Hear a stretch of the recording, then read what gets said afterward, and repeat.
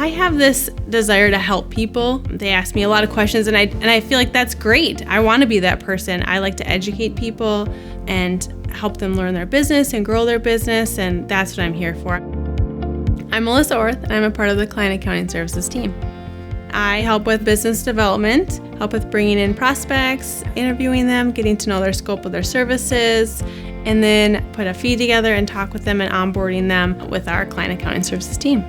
A lot of times clients maybe don't have a full grasp of what a balance sheet or income statement is, and so I educate them. So that's kind of where I step in, and oftentimes I am asked to meet with them monthly and talk about their financial statements. I'm helping them move from point A to point B on their growth plan for their company.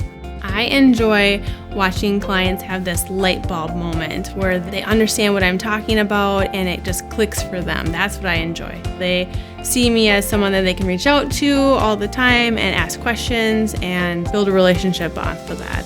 One of our core values is caring, and I think our clients truly feel that. We do care. All of my staff care. We wouldn't be here if we didn't care. And that's one of the strongest core values that we display every day is caring.